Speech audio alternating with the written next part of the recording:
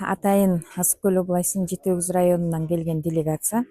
Делегация 3 күндөн бери абдан жакшы, зор, тажрыйбалуу ишкана жетекчилери менен кездешип атабыз. Ишканаларга барып жатабыз. Ошондой эле туристтик жайларды да көрдүк. Мынакей бүгүнкү расмий жолугушуубуздагы биз эки өлкөнүн ортосундагы кызматташтыкты дагы бир чыңдап алдык деп айта алам. Себеби мынакей Фергана районунун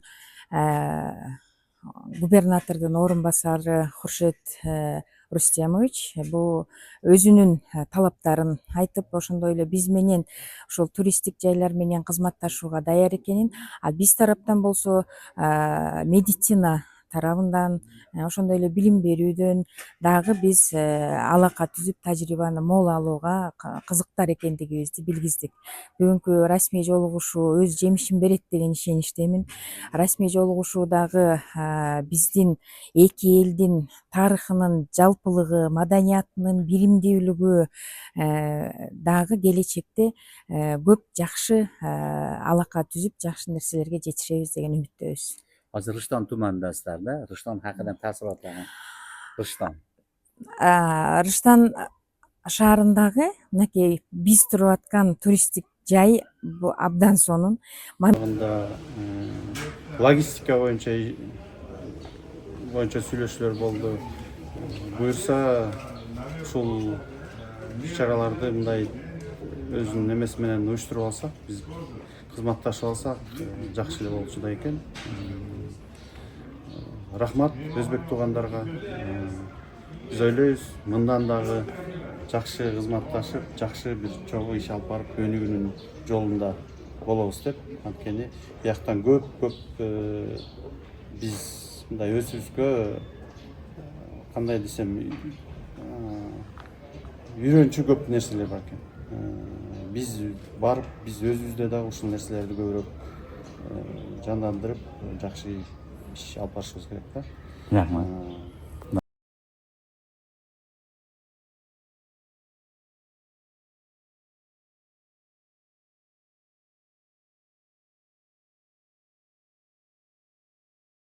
Issiq-Ko'l viloyatlari o'rtasidagi munosabatlarimiz juda ham yaqinlashib bormoqda va buni qatorida Farg'ona shahri bilan, Qo'qon shahri bilan hamda Rishton tumanlarimiz bilan, Marg'ilon shahri bilan Issiq-Ko'l viloyatini Yetti O'kiz rayoni hamkorlik qilish istagida mana delegatsiyalari tashrif buyurishdi. Ushbu delegatsiya bejiz bo'lgani yo'q, albatta bilasiz.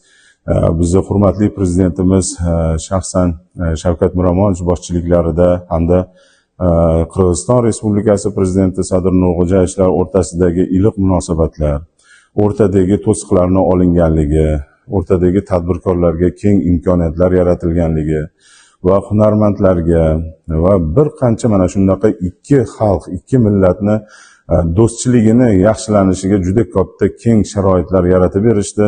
Buni natijasida viloyat hokimliklari, shahar tuman hokimliklari bemalol boshqa davlatdagi o'sha qo'shnilarimiz Qirg'iziston Respublikasini xohlagan rayonlari bilan, shaharlari bilan iqtisodiy hamkorlik, ijtimoiy, siyosiy masalalarda va qolaversa tadbirkorlikni rivojlantirish, turizmni, madaniyatni o'rtasidagi hamkorlik borasida juda ham ko'plab uchrashuvlar, delegatsiyalar, mana shunaqangi tashriflar chog'larida ishlar amalga oshirilib kelinmoqda.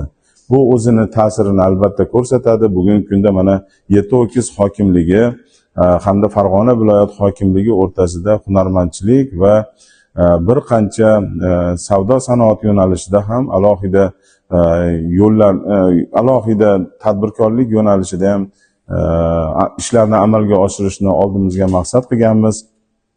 Buni mana kuni kecha Qirg'iziston delegatsiyasi, Yetti O'kiz delegatsiyasi tomonidan kelgan barcha ishtirokchilar, hukumat rahbarligidan tortib tadbirkorlari mana bizni Farg'ona viloyatimizdagi barcha tadbirkorlarimiz bilan, usta hunarmandlarimiz bilan o'zlarini tajribalarini almashib, ya'niki biz tadbirkorlik nuqtai nazaridan birga hamkorlik qilsak, albatta ikki mamlakatga yaxshi bo'lar ekan degan fikrga kelindi Va qolaversa bu yerda madaniyatiga ham alohida urg'u berishimiz kerak. Mana milliy madaniyatimiz, urf odatlarimiz va milliy taomlarimizni ham bularda katta qiziqish uyg'otganligi va tez orada Qirg'iziston Respublikasi Issiqko'l viloyati va Yetti-Ho'kiz rayonlarida mana shunday tajribani u yerda ham ijrosini ta'minlashga harakat qilib, hamkorlik qilaylik degan istaklarini bildirishdi.